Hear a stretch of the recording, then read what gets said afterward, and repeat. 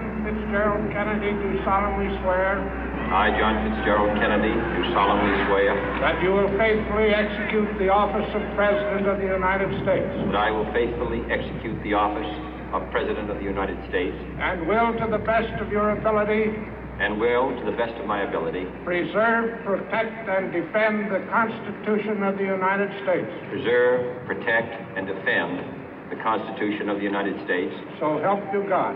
So help me God.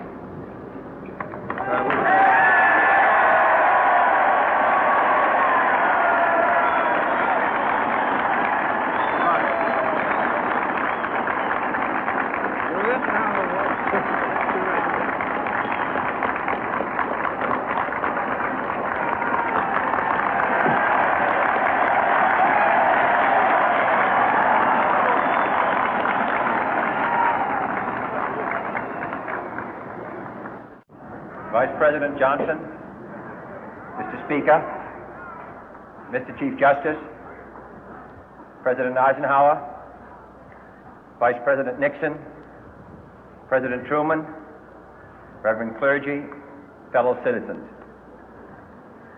We observe today not a victory of party, but a celebration of freedom, symbolizing an end as well as a beginning, signifying renewal as well as change. For I have sworn before you and Almighty God the same solemn oath our forebears prescribed nearly a century and 3/4 ago. The world is very different now, for man holds in his mortal hands the power to abolish all forms of human poverty and all forms of human life. And yet the same revolutionary beliefs for which our forebears fought are still at issue around the globe. The belief that the rights of man come not from the generosity of the state, but from the hand of God. We dare not forget today that we are the heirs of that first revolution. Let the word go forth from this time and place to friend and foe alike that the torch has been passed to a new generation of Americans born in this century, tempered by war, disciplined by a hard and bitter peace, proud of our ancient heritage, and unwilling to witness or permit the slow undoing of those human rights to which this nation has always been committed and to which we are committed today at home and around the world.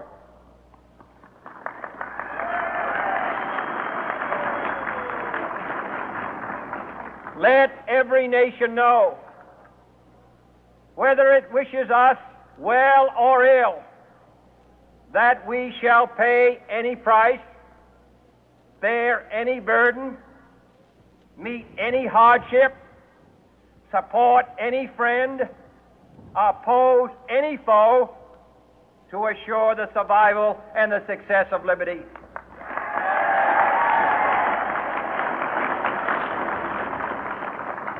This much we pledge and more. To those old allies whose cultural and spiritual origins we share, we pledge the loyalty of faithful friends. United, there is little we cannot do in a host of cooperative ventures.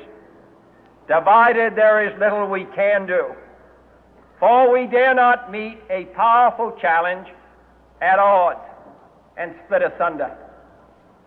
To those new states whom we welcome to the ranks of the free, we pledge our word that one form of colonial control shall not have passed away, merely to be replaced by a far more iron tyranny.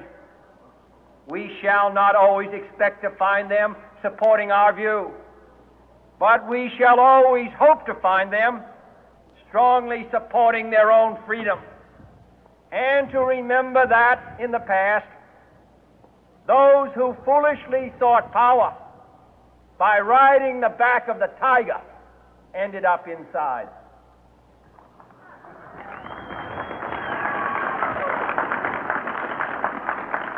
To those people in the huts and villages of half the globe struggling to break the bonds of mass misery, we pledge our best efforts to help them help themselves for whatever period is required, not because the communists may be doing it, not because we seek their votes, but because it is right.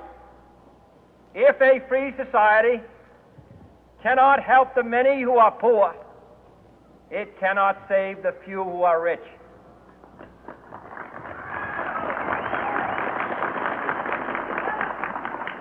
To our sister republics south of our border, we offer a special pledge to convert our good words into good deeds, in a new alliance for progress, to assist free men and free governments in casting off the chains of poverty.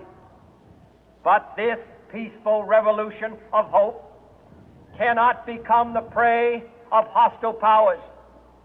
Let all our neighbors know that we shall join with them to oppose aggression or subversion anywhere in the Americas. And let every other power know that this hemisphere intends to remain the master of its own house.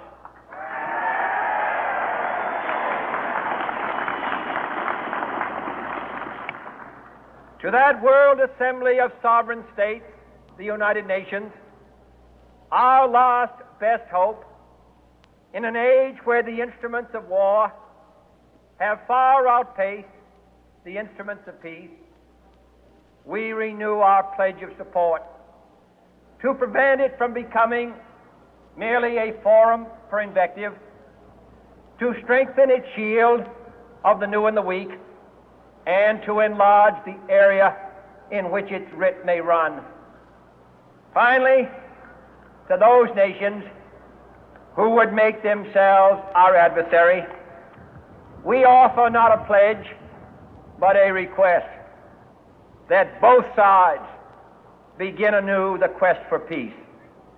Before the dark powers of destruction, unleashed by science, engulf all humanity in planned or accidental self-destruction, we dare not tempt them with weakness, for only when our arms are sufficient beyond doubt can we be certain beyond doubt that they will never be employed.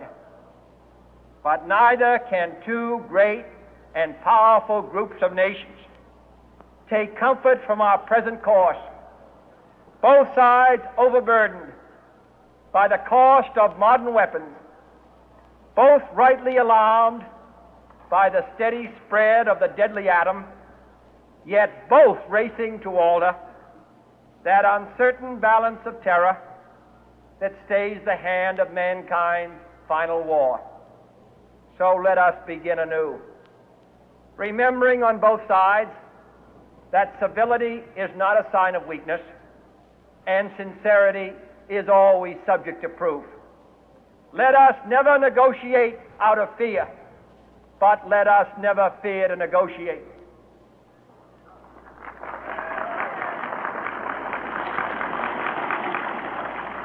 Let both sides explore what problems unite us, instead of belaboring those problems which divide us. Let both sides, for the first time, formulate serious and precise proposals for the inspection and control of arms, and bring the absolute power to destroy other nations under the absolute control of all nations.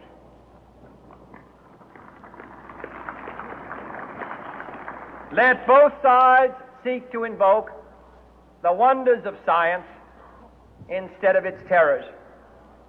Together, let us explore the stars, conquer the deserts, eradicate disease, tap the ocean depth, and encourage the arts and commerce. Let both sides unite to heed in all corners of the earth the command of Isaiah to undo the heavy burden and let the oppressed go free. And if a beachhead of cooperation may push back the jungle of suspicion, let both sides join in creating a new endeavor, not a new balance of power, but a new world of law, where the strong are just and the weak secure and the peace preserved. All this will not be finished in the first 100 days, nor will it be finished in the first 1,000 days, nor in the life of this administration, nor even perhaps in our lifetime on this planet. But let us begin.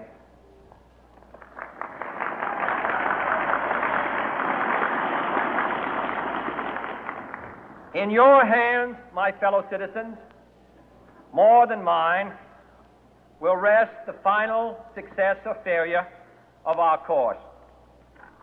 Since this country was founded, each generation of Americans has been summoned to give testimony to its national loyalty. The graves of young Americans who answered the call to service surround the globe. Now the trumpet summons us again, not as a call to bear arms, though arms we need, not as a call to battle, though in battle we are, but a call to bear the burden of a long twilight struggle, year in and year out, rejoicing in hope, patient in tribulation, a struggle against the common enemies of man, tyranny, poverty, disease, and war itself. Can we forge against these enemies a grand and global alliance, north and south, east and west, that can assure a more fruitful life for all mankind? Will you join in that historic effort?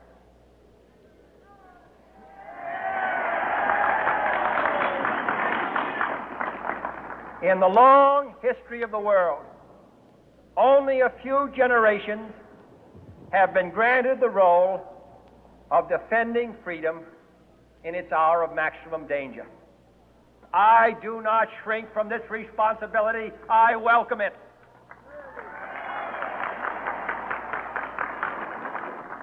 I do not believe that any of us would exchange places with any other people or any other generation. The energy, the faith, the devotion which we bring to this endeavor will light our country and all who serve it. And the glow from that fire can truly light the world. And so, my fellow Americans, ask not what your country can do for you, ask what you can do for your country.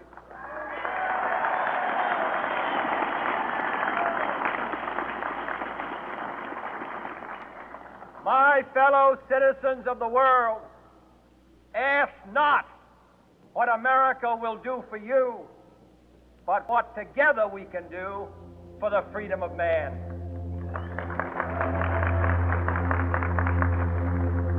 Finally, whether you are citizens of America or citizens of the world, ask of us here the same high standards of strength and sacrifice which we ask of you.